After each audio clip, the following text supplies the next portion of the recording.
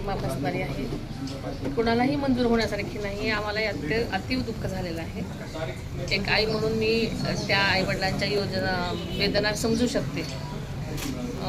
तरीसुद्धा या केसमध्ये तातडीनं चौकशीचे आदेश दिल्यामुळे आरोपीला लगेच अटक करण्यात आली आणि जी आपण सगळ्यांनी मागणी केलेली आहे की त्याला फास्ट ट्रॅकवरती ताबडतोब शिक्षा व्हावी आणि यासाठी मुख्यमंत्री महोदयांनी सुद्धा आदेश दिलेले आहेत. त्यामुळे लवकरात लवकर त्याची चौकशी होऊन त्याला नक्कीच फाशी होईल आणि त्यासाठी प्रशासन जी काय कारवाई आहे कायदेशीर ती करत आहेत आणि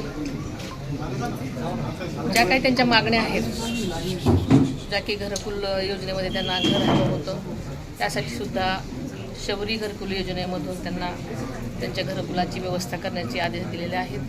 तसेच महिला व बालकल्याण विभागातर्फे मी सकाळीच त्यांच्या विभागीय आयुक्तांशी बोलले, तर आजच त्यांच्या खात्यामध्ये 10 लाखाचा चेक जमा होणार आहे. मनोधैर्य योजनेच्या अंतर्गत हायमासची त्यांनी मागणी केलेली आहे. ते पण लवकरात लवकर उभं करण्यासाठी आम्ही तसे आदेश दिलेले आहेत. शासन सर्वतोपरी या सगळ्या गोष्टींच्या चौकशीच्या सुद्धा आदेश दिलेले आहेत आणि अशा काही घटना घडू नये म्हणून सदैव तत्पर आहे. आपल्याला माहितीच की या केसमध्ये पोलिसांनी सुद्धा अतिशय चांगली कामगिरी करून लवकरात लवकर आरोपीला अटक केलेली आहे आणि पुढच्या गोष्टींसाठी कारवाई करण्याचे आदेश दिलेलेच आहेत. त्यामुळे लवकरात लवकर त्या नक्कीच केसचा सुद्धा निकाल लागेल अशी मला आशा आहे. सरकार सदैवच आपल्या जनतेच्या पाठीशी खंबीरपणे उभे आहे. कधीही कुणाला वाटत नाही की अशा घटना व्हाव्यात, पण अलीकडे वारंवार अशा घटना होत आहेत. यासाठी सरकार तर सतर्क आहेच आहे, पण जनतेने सुद्धा अशा घटना घडू नये यासाठी सहकार्य करण्याची अत्यंत आवश्यकता आहे आणि ते आपण करावं अशी माझी सुद्धा स्वतःची इच्छा आहे. एक पालकमंत्री म्हणून मी सदैव तुमच्या सगळ्यांच्याच पाठीशी आहे. काही झालं तर नक्कीच त्याची दखल अत्यंत वेगाने मी घेण्यासाठी माझे प्रयत्न असतात. याही केसमध्ये तात्काळ मी चौकशीचे आदेश दिले होते आणि लगेच फक्त मी प्रत्यक्ष ठिकाणी आलेले नव्हते, पण माझा रोज प्रशासनाशी कॉन्टॅक्ट आहे. त्यामुळे नक्कीच लवकरात लवकर जी काही मागणी आहे ती पूर्ण होईल अशी मला आशा आहे. तर नसरापूर घटनेनंतर अशा घटना सारख्या होत आहेत, तर समाजाला काय प्रबोधन सांगाल किंवा काय मेसेज द्याल?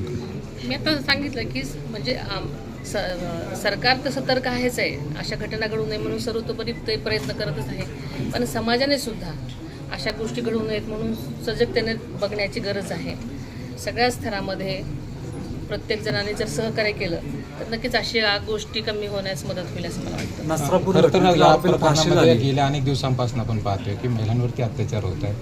विधिमंडळामध्ये काय ठोस कायदा किंवा या गुन्हेगारांसाठी एक पायबंदी घालण्यासाठी जर प्रशासन काय कारवाई करणार? खरं सांगायचं तर महिलांसाठी हे सरकार तर अनेक गोष्टी करताना आपण बघितलेल्या आहे. अलीकडेच आपण शेतकरी महिलांसाठी म्हणून शेतकरी म्हणून दर्जा महिलांसाठी दिलेला आहे. अशा अनेक गोष्टी कायम सरकार करत असतं आणि याही गोष्टी अत्यंत गंभीर आहेत. त्यासाठी सुद्धा सरकार नक्कीच यासाठी प्रयत्न करते आणि नक्कीच काहीतरी ठोस भूमिका असेल. शक्ती कायद्याचा जो वारंवार मागणी केली जाते महिलांच्या सुरक्षेसाठी, तुम्ही येत्या काळामध्ये विधान परिषदेत विधानसभेमध्ये या मुद्द्याची मागणी आहे?